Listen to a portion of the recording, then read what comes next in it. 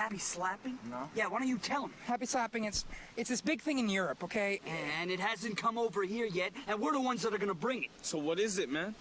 It's when you gotta... Come on, spit it out, Boomer. You ever happy slap anyone before? Yeah? Besides your little sister. I have. What? Yo, I ain't lying. I'm happy. Slapped this girl at school once. It's true. Nice. It was hot. He means random people. When you happy slap, you gotta... Happy slap a stranger. You think you can do that, Mini-Me? No, I didn't think. CJAD time is at 8:11. I'm fully engrossed in conversation with my next two guests.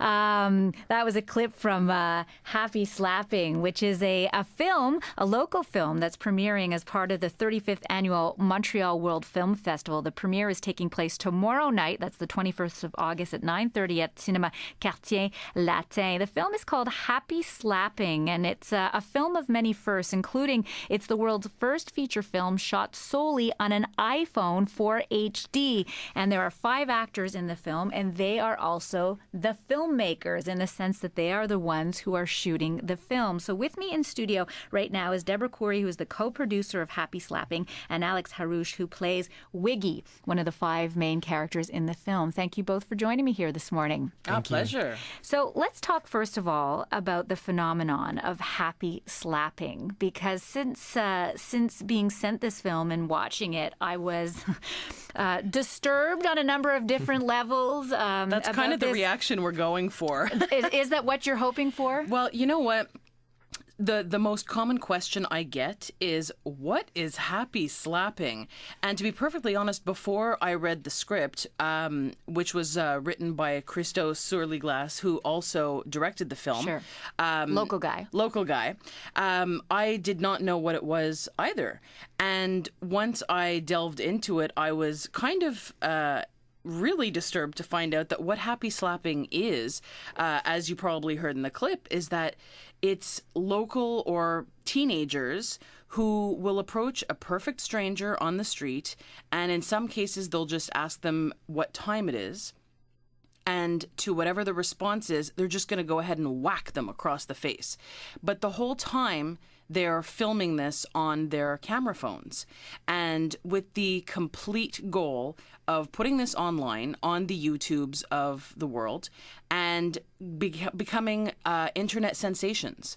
So if you don't really have any other talent in life, this is kind of their claim to fame. They're trying to get their 15 minutes, and it is a violent way to get their 15 minutes, but it's a phenomenon that did begin in Europe and unfortunately came over to North America. Yeah, I was reading because after watching the film, I had to do some research, and I saw that it's a phenomenon that started in the UK, and it's been around since the mid-1990s. And I always think, if future generations could look back, I actually think this film would be really telling about what's going on in society right now, because it's not so much the violence that I want to focus on necessarily. It's this idea of capturing every aspect of your life on tape so that you can become famous. Mm-hmm. And that, it seems to be, is really the beat of this generation. And I'm talking, the 17 to 25-year-olds right now who this film is about. I'm wondering for you, Alex, let's talk a little bit about your character. So there are 5 characters in the film, and they're all kind of archetypes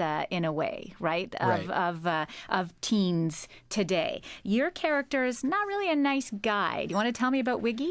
Well, I don't really think Wiggy is not a nice guy. I think that he's gone through a lot in his life. I think he's definitely a misunderstood teen. And although some people may think, there's no way I can relate to this guy because of what he's doing, he is the leader of this group of kids.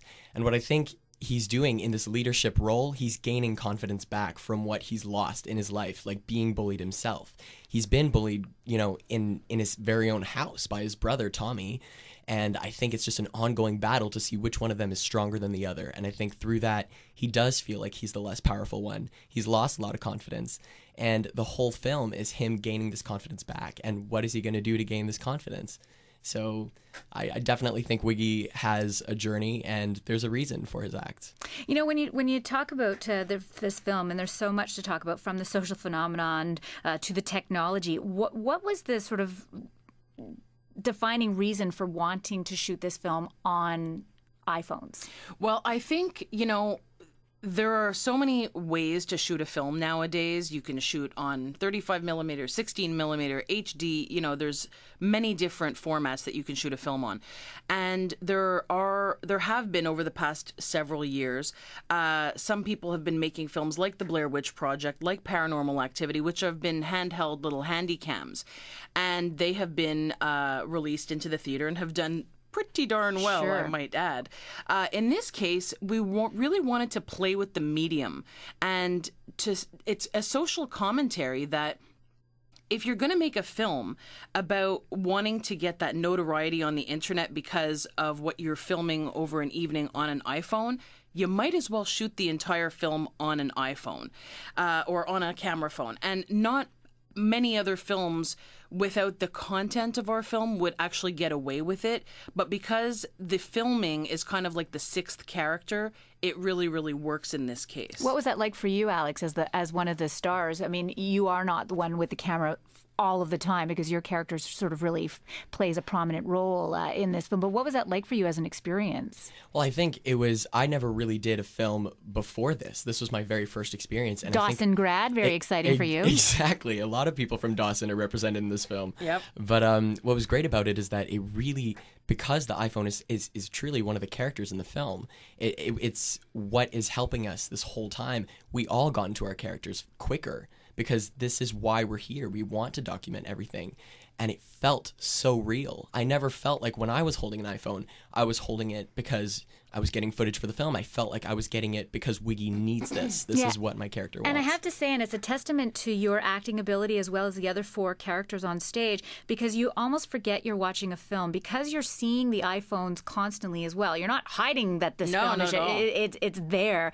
You almost, it's voyeuristic in a way, and you feel like you're watching a YouTube hit of just some random person doing, and it's really disturbing. And I started with that. You're saying that's what you're going for, and you've succeeded in that. And I hope it does well, because I mean, I would love to take this to John Abbott, in one of my classes and talk about it, because I think it really is telling about what's happening now in our society with young kids. So I have to we only have a little bit of time left, and I just have to know, how excited are you that this is premiering at the Montreal World Film Festival? So excited. I mean, this is a local film. It's all Montrealers that made the film. So the fact, and all of the talent, all of the actors are all Montreal-based actors, Anglophone actors working in Montreal. We are super psyched that it's premiering at the Montreal World Film Festival. It's unlike anything you've ever seen, so come out and see it, I guarantee. Yeah, you'll have a great time, and there'll be lots of conversation afterwards. Guaranteed. Let's hope.